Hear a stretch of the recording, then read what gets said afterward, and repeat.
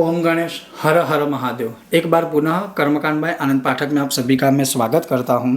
और जैसे बहुत लोगों ने मुझे पूछा था कि गुरुजी पूर्णिमा कब है, 23 तारीख को है या 24 तारीख को है, तो उस दिन क्या करें, या फिर माघ पूर्णिमा है तो क्या महत्व है इसका, तो वो आज मैं आपको इस विषय और वीडियो के माध्यम से श्रवण करवाऊंगा। अगर आपको यह विषय वीडियो पसंद आता है तो लाइक कीजिएगा, शेयर कीजिएगा, चैनल पर नए हो तो सब्सक्राइब करके घंटी का आइकॉन अवश्य दबाइएगा। तो चलिए शुरू करते हैं। अब जो व्रत की पूर्णिमा है वह ध्यान से सुनिएगा।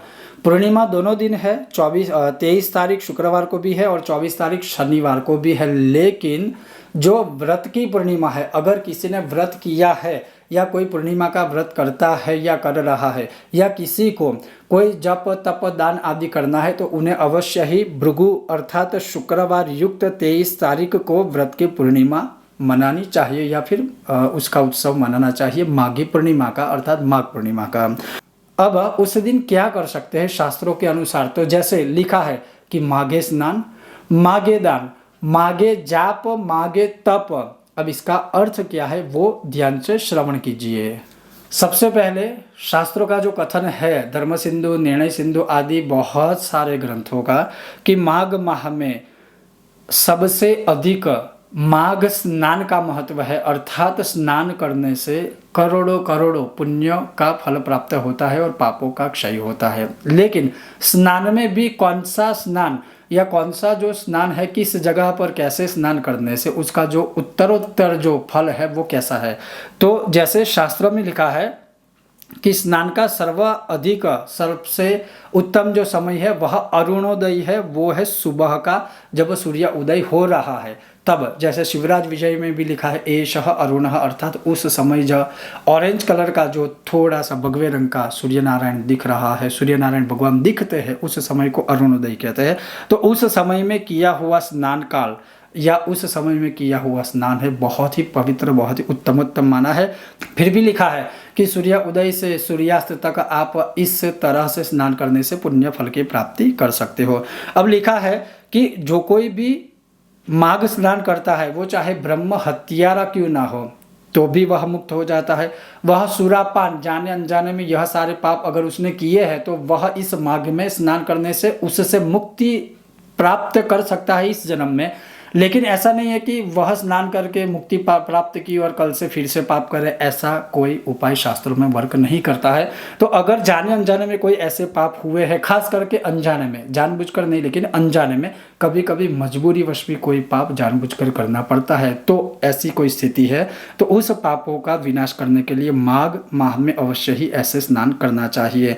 अब वह स्नान है तो ये लिखा है कि जो कोई मनुष्य घर में ही उष्ण, ज़्यादा गर्म नहीं ज़्यादा ठंडा नहीं, ऐसे पानी से अगर कोई स्नान करता है तो उसे षडब्द फल प्राप्त होता है, अर्थात कहने का मतलब है उसे 1 गुना फल प्राप्त होता है।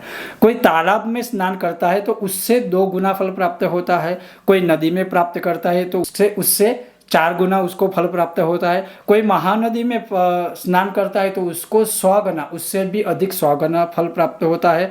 कोई महानदी के संगम में स्नान करता है तो उससे भी 4 गुना अर्थात 400 गुना फल प्राप्त होता है।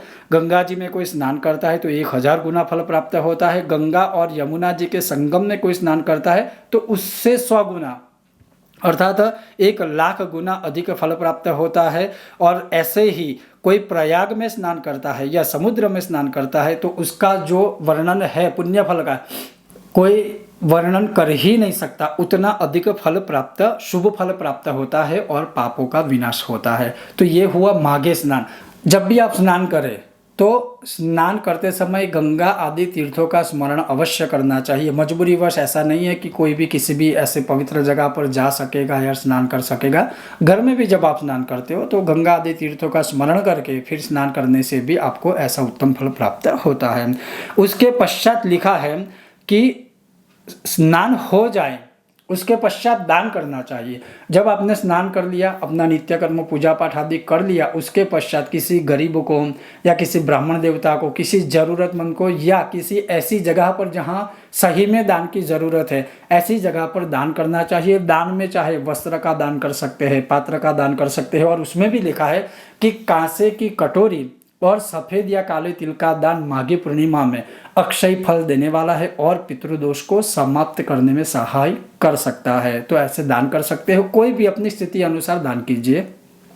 उसके पश्चात जाप है, तो अपने इष्ट देवता के जो नित्य आप करते हो उसी मंत्र या स्तोत्र का, या आपने जो मंत्र या स्तोत्र सिद्ध किया हो उस मंत्र या स्तोत्र का, गुरु से प्राप्त हुआ कोई मंत्र या स्तोत्र है तो उस मंत्र या स्तोत्र का आप पूर्णिमा में सुबह से लेकर शाम तक या दूसरे दिन सूर्य उदय तक आप मंत्र जाप या स्तोत्र पाठ आदि कर सकते हो।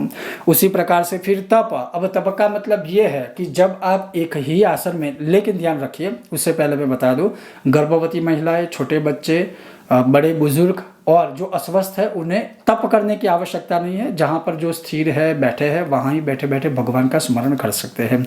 अब उसके पश्चात है तप। तो तप में क्या कर सकते हैं, जैसे पद्मासन में बैठकर श्री सूक्तम का पाठ कीजिए।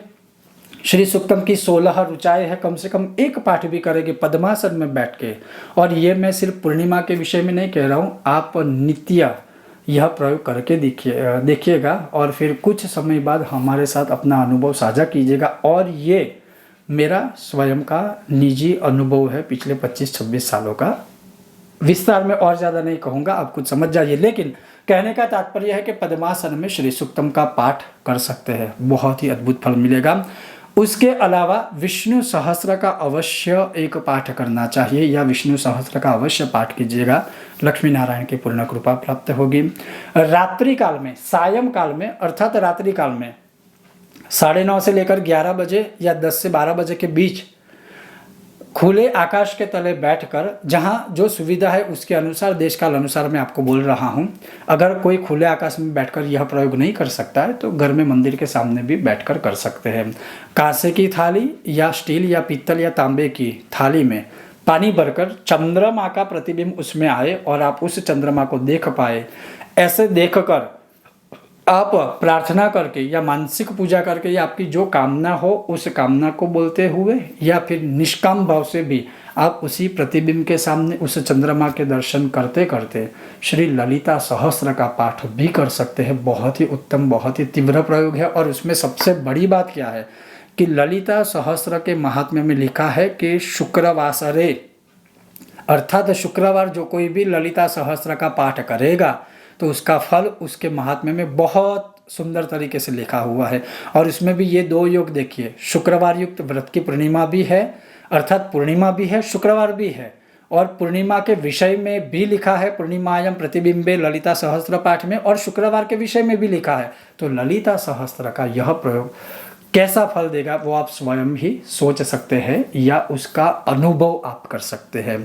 तो कहने का तात्पर्य ये है कि माघ माह में स्नान, दान, जाप, तप और ऐसा कोई प्रयोग अगर आप करते हो तो भगवान की कृपा से, आपके इष्ट देवी या देवता की कृपा से आप अपनी मनोकामनाओं की पूर्ति कर सकते हो। और अगर आप ऐसा कोई प्रयोग करते हो तो हमारे व्हाट्सएप नंबर पर आप वीडियो या फोटो अपना साझा कर सकते हैं। बहुत जल्द मिलते हैं नए विषय और वीडियो के साथ, तब तक आप देखते रहिए कर्मकांड बाय आनंद पाठक मेरे साथ। ओम गणेश, हर हर महादेव, जय सियाराम। और आप सभी को माघी पूर्णिमा की बहुत बहुत शुभकामनाएं। ओम गणेश।